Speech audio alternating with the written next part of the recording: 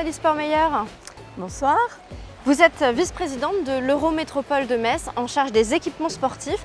Alors depuis le début de la semaine, nous sillonnons l'Eurométropole et au-delà d'être une métropole touristique avec un patrimoine historique, architectural et culturel, Metz est aussi une terre sportive. Tout le monde connaît le FC Metz et le Metz Handball, on y reviendra un petit peu plus tard. Mais d'abord j'aimerais qu'on parle de ce lieu.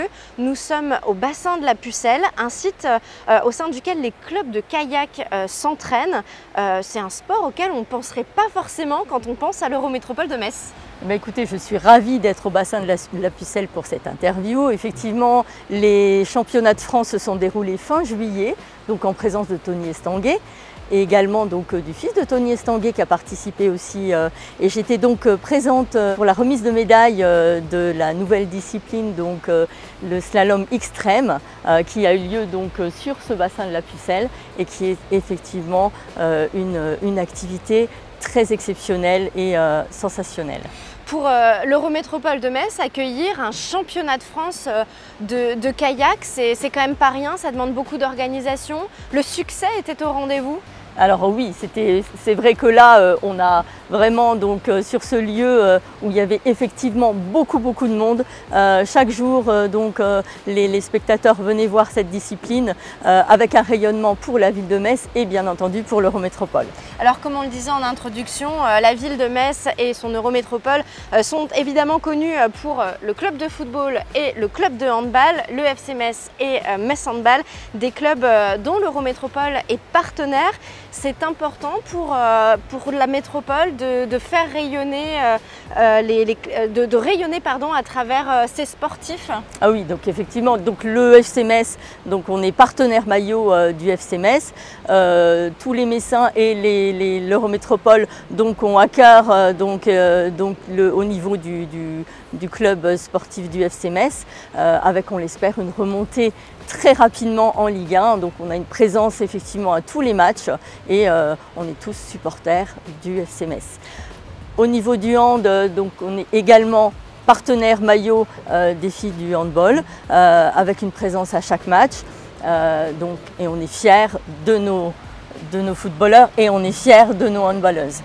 Petite nouveauté pour le maillot de Metz Handball. Voilà, on est partenaire, là c'est une nouveauté, on est partenaire maillot pour soutenir nos championnes de France. Oui, les Dragons qui cartonnent chaque saison.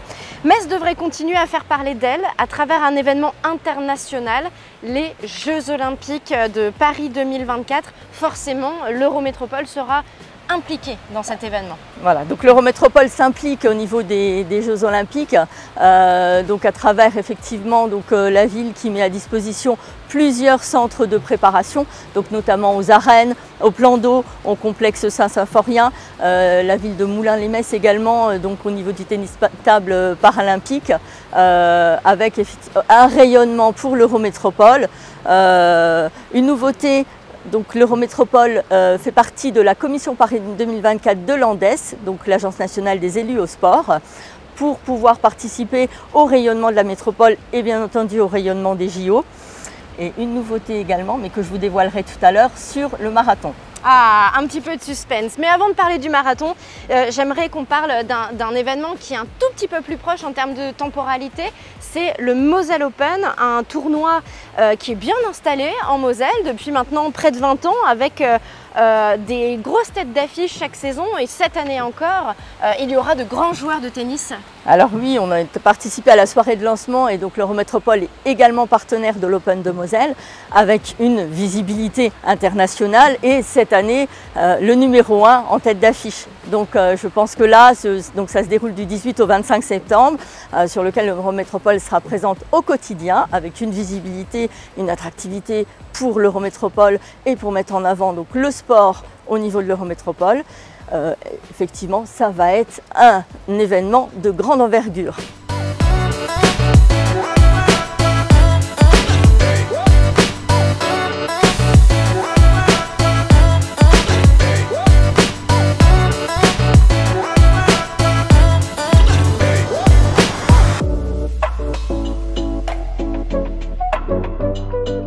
Enfin, impossible de parler de sport dans l'Eurométropole de Metz sans évoquer son marathon, un challenge sportif devenu incontournable et qui en plus de ça fait peau neuve cette année. Alors, le marathon de l'Eurométropole de Metz, donc c'est une nouveauté, avec plusieurs nouveautés donc, sur cet événement qui va se dérouler le 9 octobre. Avec le challenge des communes, ça c'est une nouveauté. Chaque personne va pouvoir s'inscrire donc au nom de sa commune et pouvoir participer à ce challenge. En plus, donc, on a toujours ces 4 courses, donc le marathon relais car avenue, le 10 km donc d'Aganis et la course des enfants. Avec un mot cette année, c'est courez comme vous aimez. On aura donc les primo-marathoniens, les marathoniens chevronnés, mais venez courir pour votre plaisir.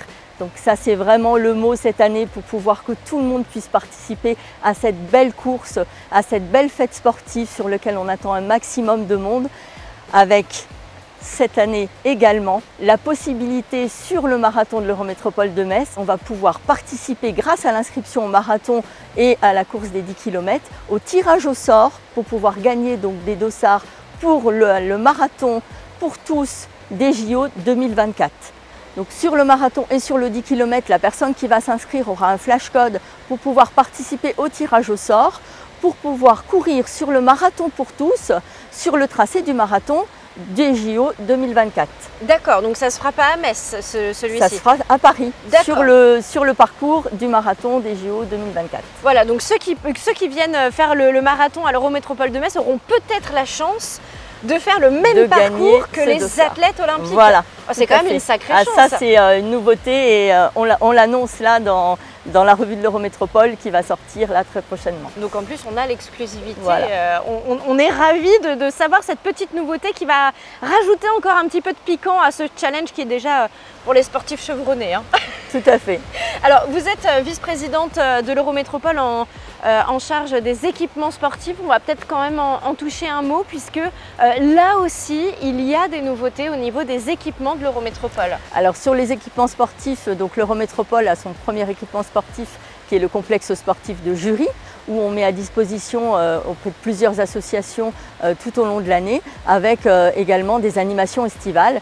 Et la nouveauté, donc, qui a déjà été dévoilée, c'est la création de la première piscine métropolitaine. Donc pour la Fédération française de natation nous a fait une étude avec un manque de plus de 1000 m² de surface d'eau, avec un enfant sur 2 qui n'a pas accès donc, à l'apprentissage de la natation. Donc cet équipement va être essentiellement dédié aux scolaires pour pouvoir répondre à ce manque, donc essentiellement sur le nord de la métropole, avec un bassin de 6 couloirs 25 mètres, un bassin donc multi-activités et un espace bien-être pour répondre à cette demande et pour que les scolaires puissent venir participer et pouvoir savoir l'apprentissage de la natation. Qui est très très important pour les enfants. Merci beaucoup Nathalie Sportmeyer de nous avoir accordé ce moment et nous avoir montré à quel point l'Eurométropole rayonnait à travers ces événements sportifs. Merci beaucoup. Merci à vous. Nous arrivons au terme de cette émission. Il ne me reste plus qu'à vous souhaiter une très bonne soirée et je vous donne rendez-vous dès demain pour une nouvelle émission de la tournée d'été.